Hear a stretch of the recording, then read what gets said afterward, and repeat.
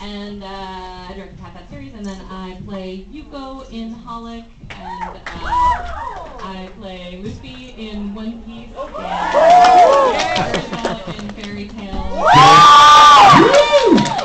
She plays Gohan in Dragon Ball Z.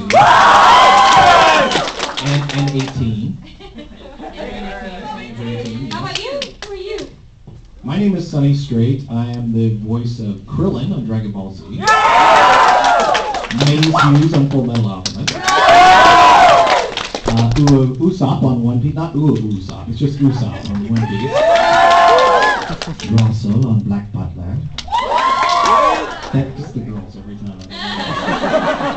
And I'm also a comic book artist. This is my latest book, my series that was published at Tokyo Pop. What is this panel about? That's a good question. What is this panel about? It's just us? I mean, it always turns into just us talking about random things. It's about Riza and Conan having a Q&A. Well, I'll tell you what. Since we both directed, we've both written. She's been a producer, and now what do? You're like a manager or something. A development producer. Development producer. She's like all over the map. And I've done comics and written for comics and been published by several companies. So if you guys have any questions that run the gambit of any of those things, we'll be happy to answer them. Thank you. I have a question for Colleen. Yes. What's it like working with Laura Bailey? Oh, it's awesome. I'm glad you didn't ask me because I would just be brutal.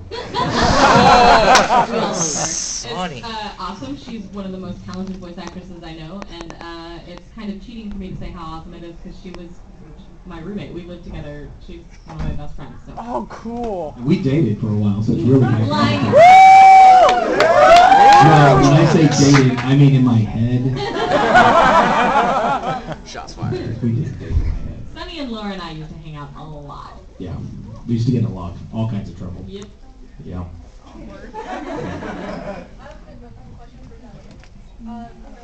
This better be a question that only I can answer. This exclusivity is weird. Oh, okay. That is a question that only I can, yeah. So I'm trying to get more like trying to get everything in order for making a story, drawing it out. So obviously I have to go through the process of making that. So after I finish that, how can I make it published or make it go? Well, the first thing I recommend is getting it done. I met a cartoonist about 25 years ago when I was first starting out, and he said that we all have 200 horrible pages in our system. Get them out of your system as soon as possible. And for me, that was a very freeing concept because I was afraid of the blank page. I was afraid of spending hours on something that was going to suck. But knowing ahead of time that it was going to suck, and my job is to keep sucking until it gets better, that was a big freeing concept. And so I did. I just started drawing. I didn't care if it was good or bad because it's a learning experience. And every page was better than the last one. And by the time I got to page 50, I got published. I still sucked. But as I got closer to that 200 page, the publishers got bigger and bigger. So I would just say stick with your drawing until you have a product. Once you have a product, researching who to send it to is pretty easy. You can just go online and find out what their submission guidelines are and just adhere to them.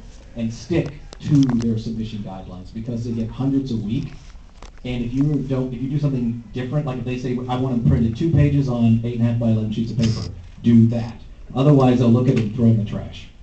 Because that's how they weed through a big pile. Because people aren't sticking to the exact guidelines. You're welcome. Any other questions? For Colleen, I mean, I have 2 questions. First one is, what's it like working with the Borderlands staff and everything?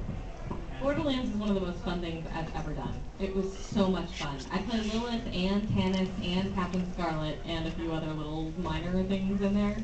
And it is just a blast. And it got even more fun. I feel like the feedback's the best story. Can you feel it?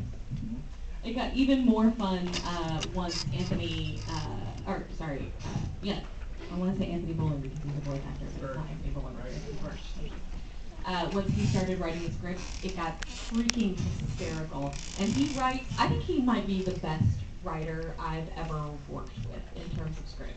Because he writes so well for an actor that when you come in, even though it's a long paragraph of really tricky words, you can get all the way through it and it just makes so much sense as your character that it doesn't trip you up at all. I don't have to go back and reread it because it's like, well, that's what my character would say. Yeah, so I have a blast. I hope that they discover 4 more characters that they can cast me as.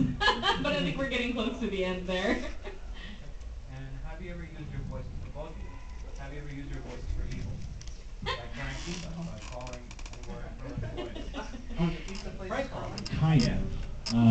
Actually, my voice does evil without me.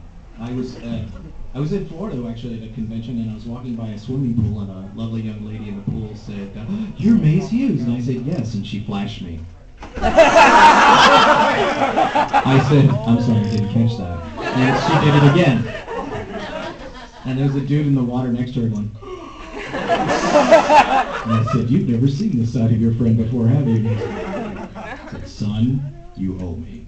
But it's not me doing the evil. Yeah, no, that's not you doing evil. Monica Real will answer the phone, and if a telemarketer answers and asks who the parent is or who the owner of the house is, she'll say, "My mommy's not here right now." It's out of telemarketing calls. He's got a good voice. Yes, she does. It's a One Piece question. I had like a question to ask Stephanie and Rena. What were the challenges of living up to the expectations that you guys had doing One Piece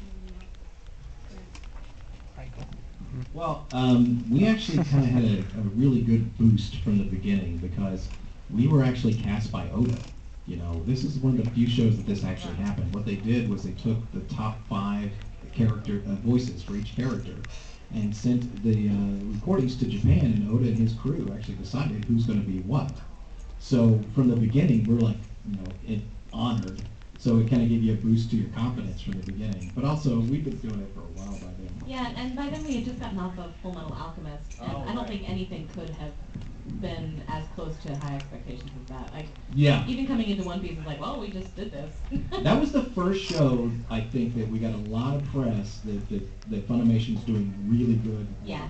Up until that point, people considered us the bane of the industry. We were gonna destroy anime single-handedly. And then they saw Full Metal Alchemist, like, oh, that's pretty good.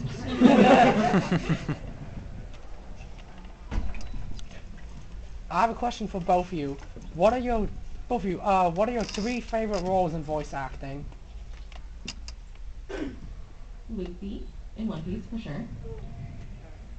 In voice acting in general, or anime? Anime. I don't know, I'm having trouble talking right now. Momiji in Good Luck Girl. And probably Maso in Shin Chan. Yes! I knew you would say that! Well, my absolute favorite right now is Usopp. And I never thought I would say that because I thought he was just a, comic relief clown, And yet he has gone through some horrible, horrible trials, and at one point he was crying on the screen and I was reading it and a tear came down my face. Now, this never happened before, so I was like, okay, you're my favorite now. You actually made me cry. But then I have to say Krillin, because he's been there the longest with me. Yeah! And then Mace Hughes. Yes.